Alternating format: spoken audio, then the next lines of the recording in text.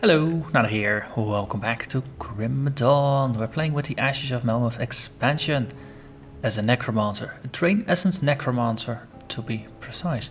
After I finished recording the previous episodes where I demonstrated the build, I noticed that Corinia over here had an exclamation point over her head, and that is because I am now honored with the Malmouth resistance.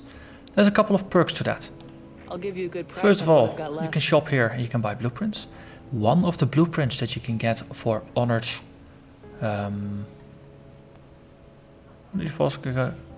Malmouth resistance, what you can buy from them is mortality. And it is a pretty nice Necromancer relic. It's a bit expensive to craft, but luckily I am pretty wealthy right now, so I was able to get all the pieces. I was using a gluttony before, which is a very nice entrance level relic for everything basically that does vitality damage, and even for things that don't deal it. It is pretty neat. Mortality requires gluttony as an input. It also requires a corruption and hysteria as inputs, so those are both normal type relic. So you got corruption, you got gluttony, you got hysteria.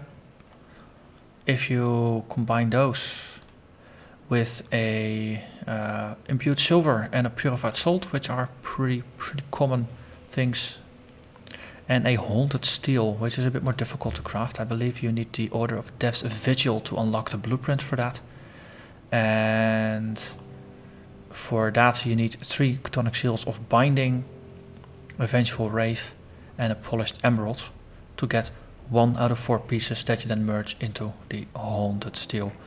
Getting the Vengeful Wraiths is a bit more difficult. It's much more easy now. Ghosts actually drop them a bit more, and the recipe for Vengeful Wraiths is now much easier to make than before things were before the expansion came out. At least I believe it have been changed a little bit, though I do see it is still requiring an ectoplasm, so I could be off about that. But yeah, I got a couple of those, so we can use that to craft ourselves a mortality, and that is +1 to all Necromancer skills. In between episodes I already took 1 point out of Drain Essence, as I talked about, because I was still using too much energy. But now we got it back again, as well as another bonus point to everything. So we get extra life now from Spectral Binding. Reap Spirit is more powerful because it's of +1, and everything here is better, including the damage bonus from Harbinger of Souls.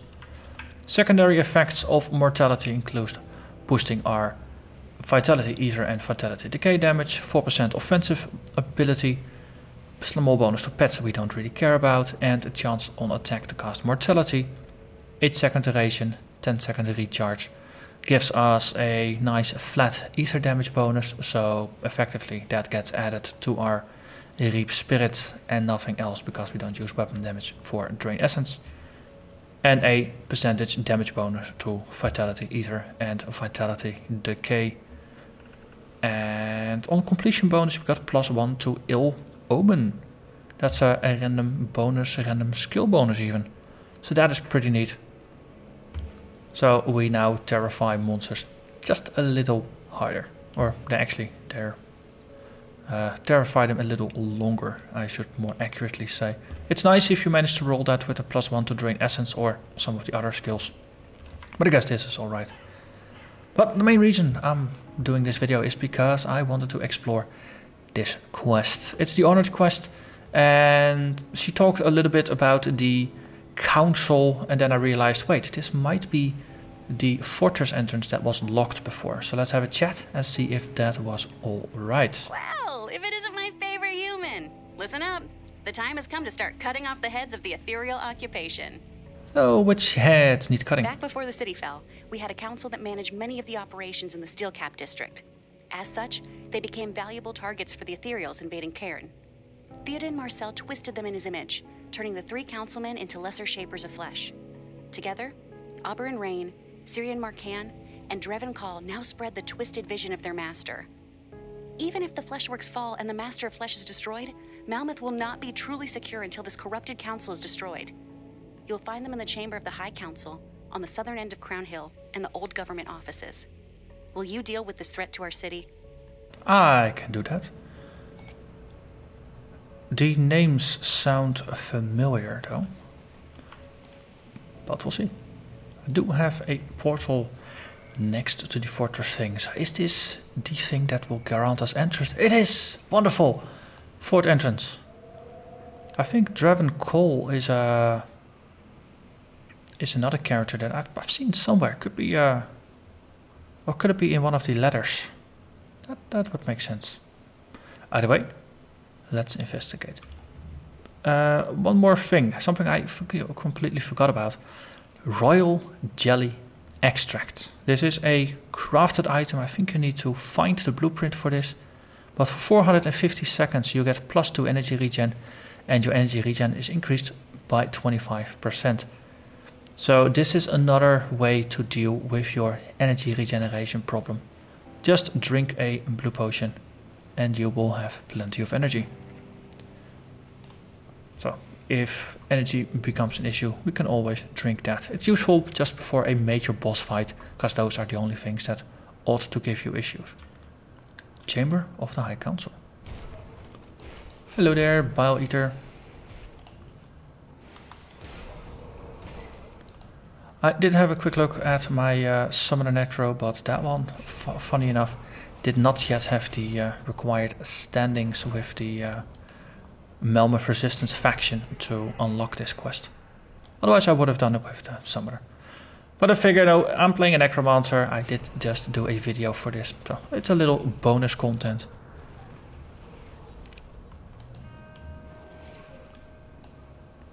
Okay,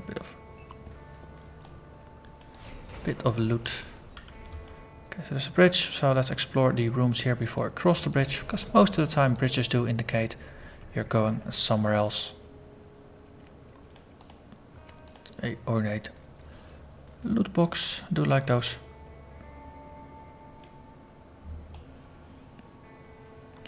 And plenty of enemies to drain the life out of.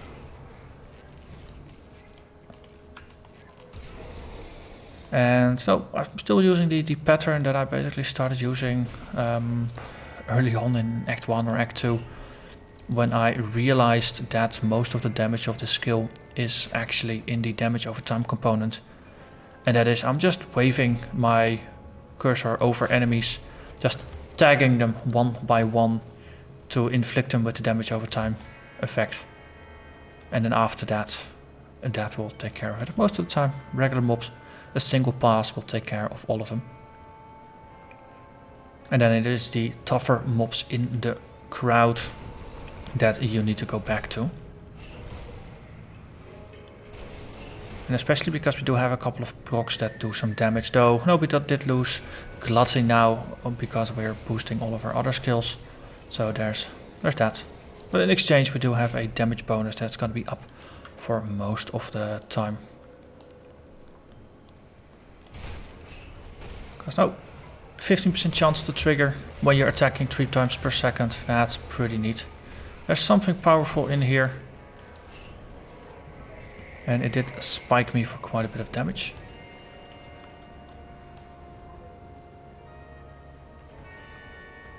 Okay, that's okay, that's okay. Before we push forward, let's go in here.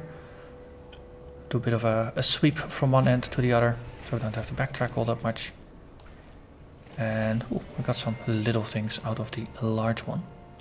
It burst apart. A corpse.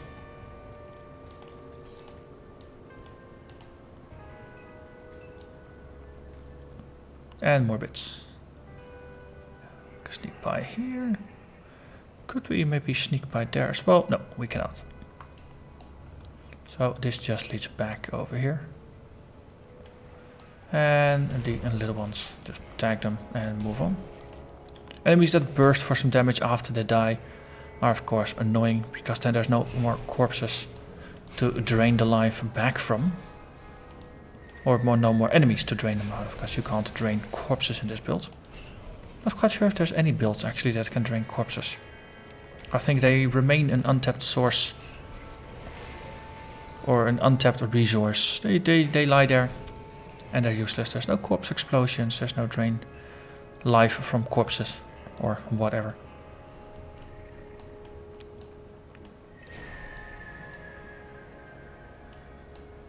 Okay, another bridge, so we can backtrack a little bit and take care of this room. Those guys. Hello, here. Have yourself a reap spirit. Goodbye.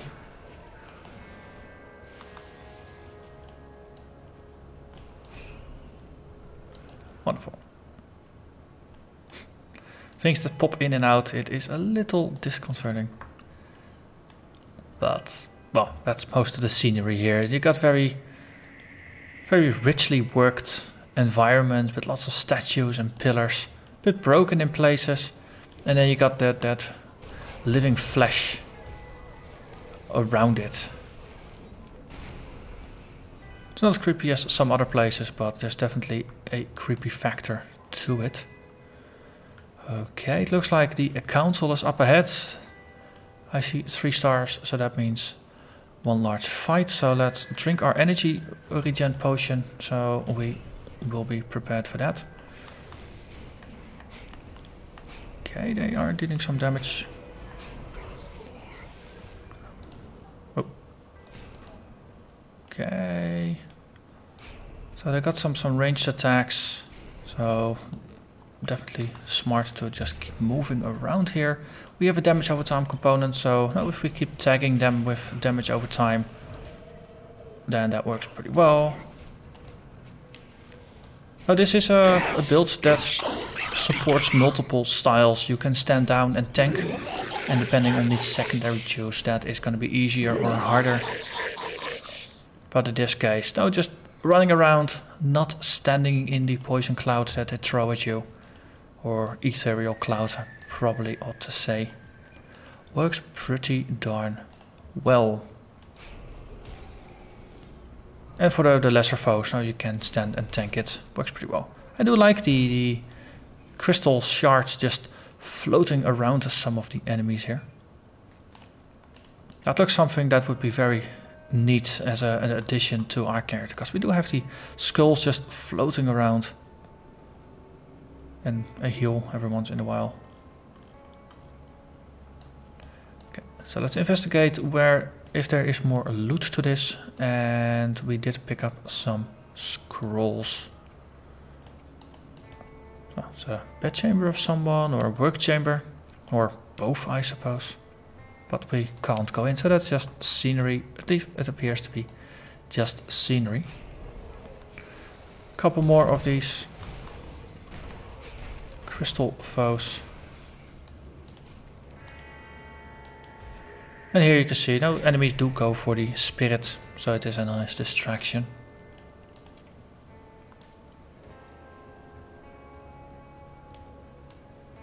And one more room with a couple of boxes.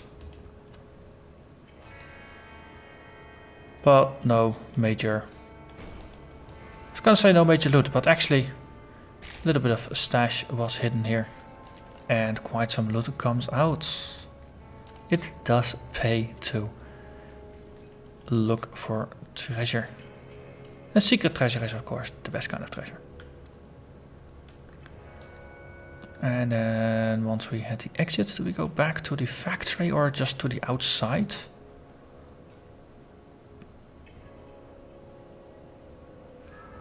We're just back in the town square of Crown Hill. Okay, that's just outside of where we went up. So let's have a look at the lore. Council report to Theoden Marcel. I'm pleased to report that, despite initial delays, our efforts in Port Vorbury have paid off, and the full measure of our plan is coming to fruition. Reports from High Advisor Van Eldridge indicate that the collection of specimens is now running without interference, and they will be packaged and prepared for your personal needs post-haste. It seems our investment in that vessel was well placed, as you believed it would. Our remaining challenge is moving the specimens through the harbour. I have diverted the deliveries to the Black Iron docks, where closer scrutiny of cargo is less probable due to the frequent military shipments. and the overbearing schedule we've imposed upon the dock workers is keeping them too busy to ask questions. Despite that, we currently have surprisingly little oversight there. However, Verneth of the Port Authority has proven to be a pleasantly simple target. He's a petty and insecure man, traits that make for easy pickings. Through him, we have ordered the harbour masters to issue weekly reports highlighting unusual activity or unexpected arrivals. It allows us to monitor harbour activity more closely and silence any unfortunate leaks of our plans before we are ready to execute the glorious dawn. Swiftly dealing with the accidents will sow fear and distrust among dock workers, ensuring that further incidents are avoided. Additionally, work on the great houses of Crown Hill has been proceeding rapidly. As has been quite common amongst these humans, the wealthy people of the city are conceited, disloyal and power-hungry. They fight, even amongst their own families, with but the slightest provocation. The Council shall continue to encourage such infighting until such a time as we have gained sufficient influence amongst the city elite and selected the most susceptible vessels. Respectfully, Councilman in Residence, Elberon Rain. Oh, he's reigning no more. So let's have a chat with Quirinia and see if she's going to be happy or sarcastic or any of the all of the above. Have the councilmen been vanquished? Yes, they are no more. Good. With them gone, Malmouth can begin to heal of the atrocities done to its people. You've done us all a great service. I've got some questions. And I think that is nothing new, so just forget about it. So that takes us to the honored quests for Malmouth Resistance.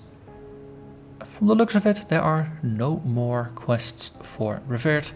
So for now, this truly seems to be the end of this particular storyline. So with that, I'm gonna thank you very much for watching, and I hope to see you again next time. Bye bye.